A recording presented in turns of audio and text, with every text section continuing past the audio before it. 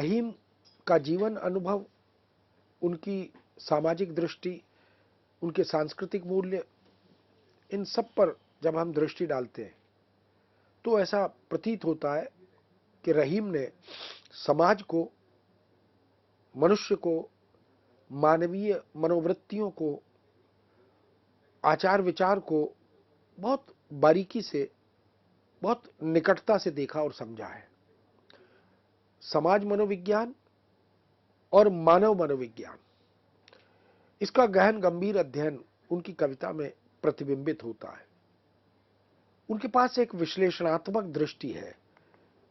उसी विश्लेषणात्मक दृष्टि से उनके जीवन अनुभवों का प्रतिबिंबन भी होता है। रहीम ने समाज और सामाजिक का, उसके आचरण और व्यवहार का मूल्यांकन किया है। वो उस आचरण और व्यवहार के आधार पर समाज को, नागरिकों को सावधान करते हैं। अपनी रचना प्रक्रिया के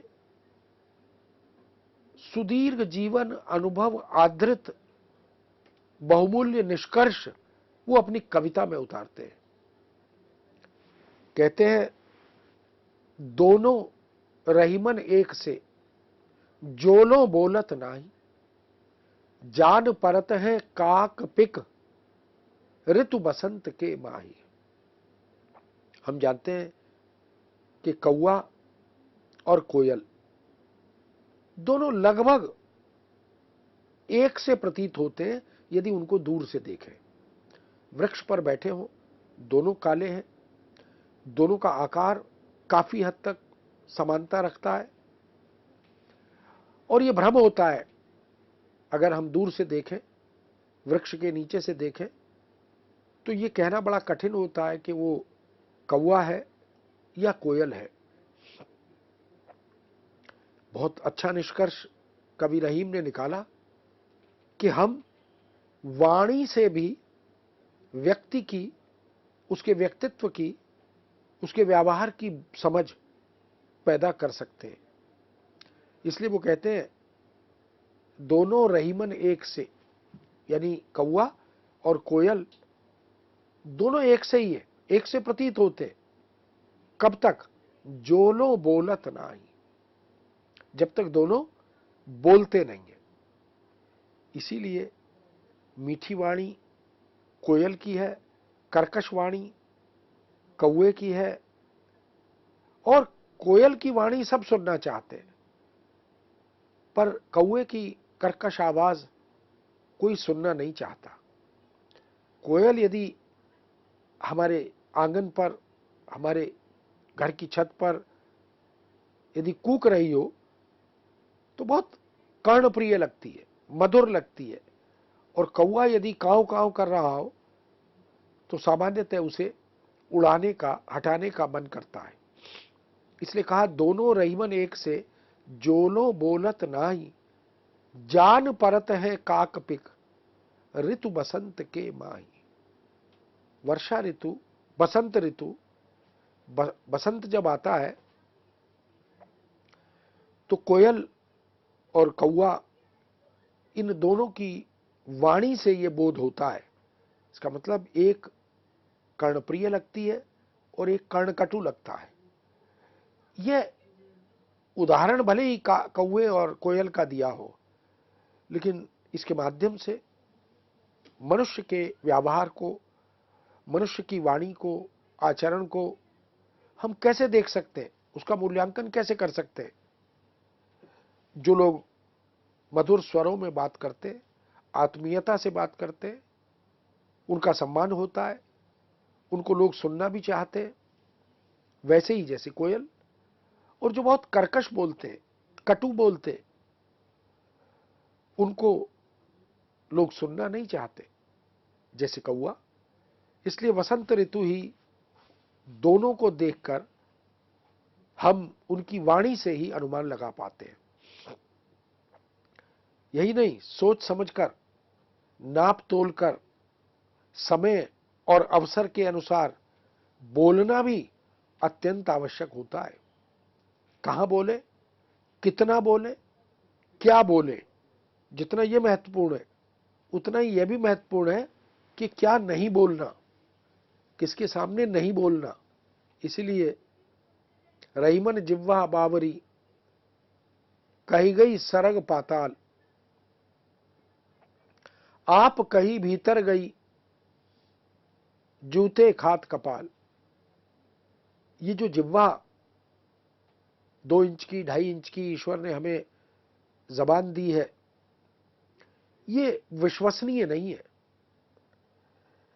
ये बावरी है।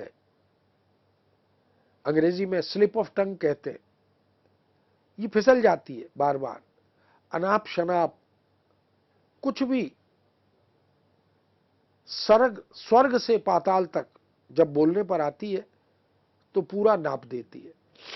कह गई सरग पाताल, स्वर्ग से पाताल तक, आसमान से भूतल और भूलोक तक, ये निर्बाध गति से ये जिह्वा बोलने लगती है, चकर चकर चलती है। रहीमन जिह्वा बावरी, कही गई सरग पाताल, आप कहीं भीतर गई। और इस जिह्वा का चातुर्य देखिए, ये खुद तो कुछ भी बोलकर उल्टा सीधा, अनाप शनाप, वांछित अवांछित, ये मुंह में जाकर छिप जाती है, खुद तो सुरक्षित हो जाती है, दांतों का ताला लग जाता है, इसका कोई कुछ बिगाड़ नहीं सकता। लेकिन जूते खात कपाल, अनर्थ, अनर्गल, अवांछित कुछ भी बोलने पर जो उसका दुष्परिणाम है वो बोलने वाले के सर को भुगतना पड़ता है। क्योंकि यदि किसी के विरुद्ध, किसी के प्रति अपशब्द बोले, गाली गलौज करें, असामाजिक भाषा का प्रयोग करें, तो उस प्रतिक्रिया का प्रतिफल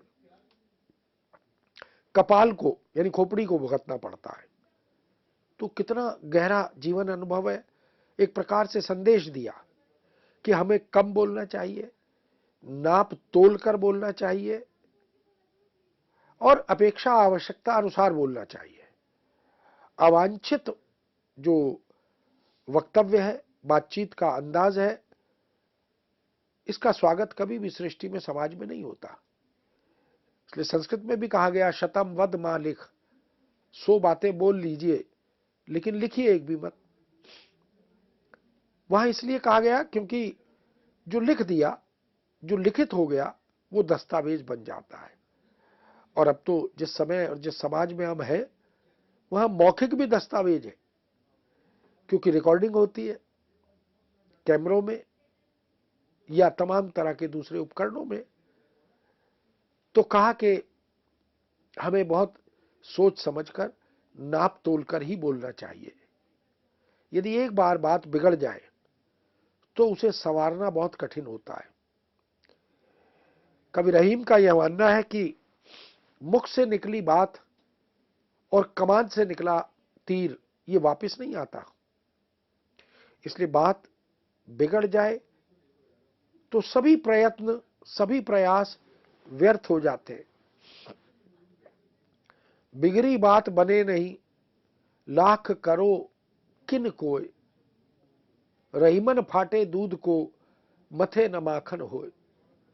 यदि एक बार विश्वास चला गया, भरोसा चला गया, बात बिगड़ गई, संबंध बिगड़ गए, तो फिर लाख प्रयत्न कर लीजिए, वो जो बात हमारे यहां टूटे थे फिर ना जुरे, जुरे गांठ पड़ जाए, रहीमन धागा प्रेम का, मत तोरो चटकाए। कोशिश तो यही करनी चाहिए कि आत्मीयता के, प्रेम के, स्नेह के जो संबंध है उनको बनाकर रखो। ये रिश्ते ऐसे हैं कि एक बार यदि टूट जाए तो फिर या तो जुड़ते नहीं, और जुड़ जाए तो गांठ पड़ जाती है। इसलिए कोई बात बिगड़ने मत दो, कोशिश करो कि बिगड़ने से पहले ही बना ली जाए। इसलिए कोई बिगड़ी बात बने नहीं, लाख करो किन कोई लाख प्रयत्न करे, यदि एक बार बात बिगड़ गई तो फिर बिगड़ जाती है। भरोसा टूट गया, विश्वास टूट गया तो फिर टूट जाता है। रहीमन फाटे दूध को मथे न माखन होए। और बहुत सुंदर निष्कर्ष निकाला, सामाजिक मनोविज्ञान का रचनात्मक उपयोग किया। यदि एक बार दूध फट जाए, सामान्य रूप से दूध से उसको मथने से मक्खन निकलता है, लेकिन फटे हुए दूध को यदि मथेंगे तो मक्खन नहीं निकलेगा। इसलिए हमें कोशिश करनी चाहिए कि दूध को फटने ना दे, बात को बिगड़ने ना दे। रहीमन देख बड़ेन को लघु न दीजिए डार। जहां काम आवे सुई कहा करे तरवार। अक्सर ये होता है कि लोग किसी बड़े व्यक्ति के संसर्ग में आते हैं तो छोटे आयु में, धन वैभव में, संपदा में, पद में जो तुलना में कुछ कम है, कमतर है, उनसे अपने रिश्ते खराब कर लेते हैं, विच्छेद कर लेते हैं, क्योंकि बड़े लोगों के संसर्ग में आने पर वो ये भूल जाते हैं। तो रहीम ने बहुत सुंदर ढंग से कहा, रहीमन देख बड़ेन को लघु न दीजिए डार। जो लघु है, जो छोटा है, उसे विस्मृत मत करो, उसे भुलाओ मत, उसे उठाकर दूसरी तरफ फेंक मत दो। क्यों? क्योंकि जहां काम आवे सुई कहा करे तलवार। तो छोटी सुई है और बड़ी तलवार है। अगर तलवार मिल गई और आप सुई को उठाकर फेंक दें तो ये मत भूलिए कि सुई की भी अपनी भूमिका है, उसकी भी अपनी आवश्यकता है, जरूरत है। तो जहां पर सुई काम आती है वहां तलवार से काम नहीं किया जा सकता। इसका अर्थ है कि महत्ता दोनों की है। ये समाज इसी प्रकार से छोटे बड़े, धनी और निर्धन, सबके सहयोग से, सबकी आत्मीयता से ही आगे चलता है। ओछे व्यक्ति की प्रीत भी खतरनाक होती है तथा शत्रुता भी। किसी ओछे व्यक्ति से न तो प्रेम करना चाहिए न शत्रुता करनी चाहिए, क्योंकि दोनों में ही घातक होता है। सामाजिक मर्म कितने सहज भाव से कवि रहीम ने अभिव्यक्त किया। हम जानते हैं कि ओछापन जो है वो आचरण में, स्वभाव में एक छोटापन भी है। इसलिए ऐसे व्यक्ति से मित्रता या संबंध मत रखिए जो मीन फेलोज अंग्रेजी में कहते हैं, मीन वृत्ति वाला। तो ऐसे ओछे व्यक्ति से कहते हैं, अंग्रेजी में एक बहुत सुंदर प्रयोग है, mean fellows friendship is fragile. तो ओछे व्यक्ति की प्रीति भी खतरनाक होती है और शत्रुता भी खतरनाक है। इसलिए सामाजिक मर्म को, इस मनोविज्ञान को व्यक्त करते हुए कवि कहते हैं, रहीमन ओछे नरन सो बैर भलो ना प्रीत। न तो शत्रुता भली है न प्रेम भला है। काटे चाटे स्वान के दो भांति विपरीत। अगर कुत्ता काट ले तो भी घातक और चाट ले तो भी घातक। इसलिए ये जो ओछापन है, ये जो ओछे मनुष्य है, समाज में, सृष्टि में हर तरह के लोग होते हैं। अपने व्यवहार से, अपने आचरण से वो प्रकट कर देते हैं कि वो क्या है। तो कहा कि ऐसे लोगों से मित्रता नहीं करनी चाहिए जिनके व्यवहार और आचरण में ओछापन हो, क्योंकि उनकी मित्रता भी घातक है और उनकी शत्रुता भी घातक है। कवि रहीम कहते हैं कि बिगड़ी बात को, टूटे संबंध को बनाने या जोड़ने का प्रयत्न सदा सर्वदा करते रहना चाहिए। एक बार किसी से संबंध खराब हो गए तो इसका यह अर्थ नहीं कि हम उसे ठीक नहीं कर सकते, हमें प्रयत्न करना चाहिए। यह अलग बात है कि टूटे थे फिर ना जुरे, जुरे गांठ परी जाए, परंतु संबंध और मित्रता की रक्षा के लिए अंतिम दम तक, अंतिम छोर तक हमें प्रयासरत रहना चाहिए। कवि कहते हैं, टूटे सुजन मनाइए जो टूटे सो बार। ऐसे सुजन, अच्छे सज्जन लोग, स्वजन, परिवार के, मित्रता के लोग अगर रूठ भी जाएं, नाराज भी हो जाएं, तो उनको मनाइए।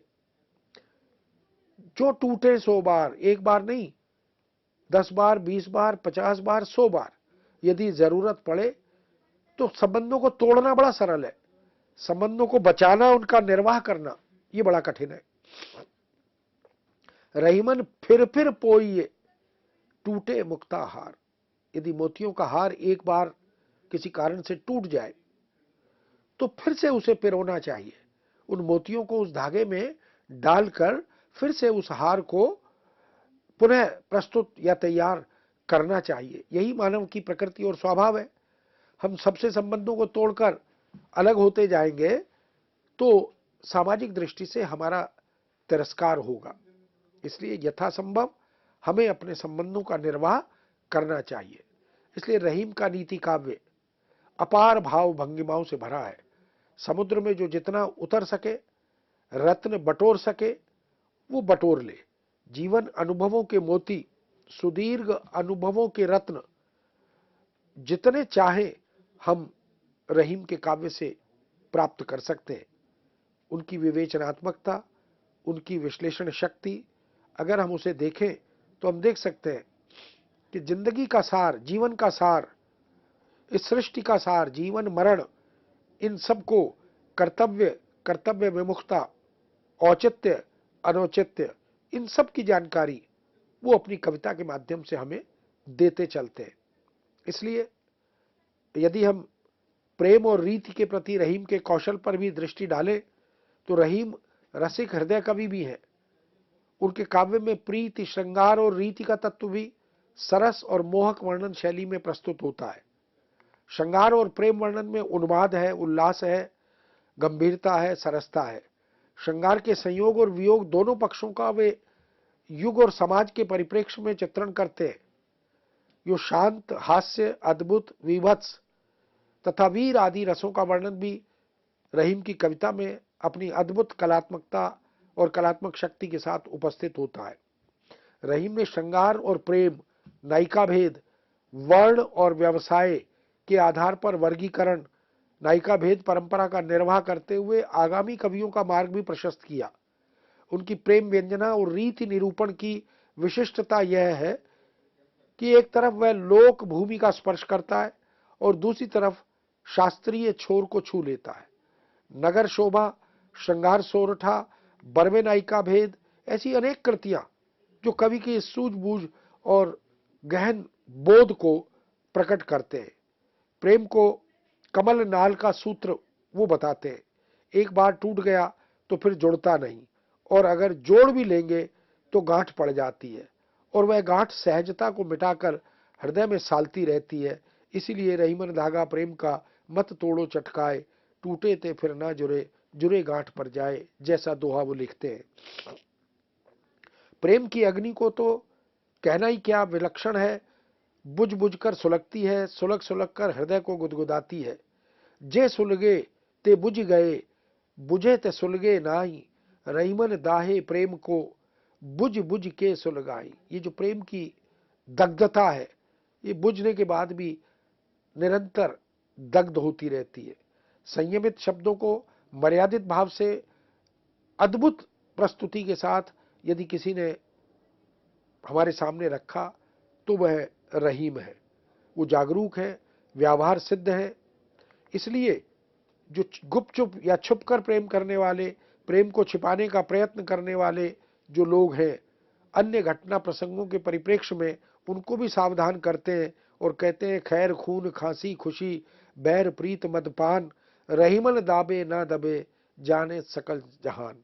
पूरी सृष्टि जानती है, खैर कत्था है जो पान में लगाया जाता है, खून मर्डर हत्या, खांसी खुशी, बैर प्रीत मदपान, ये ऐसे 7 बिंदु, 7 तत्व गिनवाए जो छिपाने से नहीं छिपते, प्रकट होते। इसलिए प्रेम छिपता नहीं, निशान छिपते नहीं, खांसी का असर छिपता नहीं। ऐसे तमाम तरह के उदाहरणों से रहीम ने अपने जीवन अनुभवों को, अपनी सामाजिक चेतना को, अपने सांस्कृतिक बोध को उन्होंने अपनी कविताओं के माध्यम से प्रस्तुत किया। उनकी कविता में रीति, नीति, प्रेम, भक्ति, समाज, संस्कृति सभी का बहुत सुंदर ढंग से निर्वाह हुआ है। ऐसे विराट कवि को, ऐसे महान कवि को हम याद करते हैं और उनकी कविता के प्रति कृतज्ञता ज्ञापित करते हैं। मित्रों, इस विषय को यही विराम देते हैं। पुनः नए विषय के साथ आपके समक्ष उपस्थित होंगे। आज्ञा दीजिए। नमस्कार।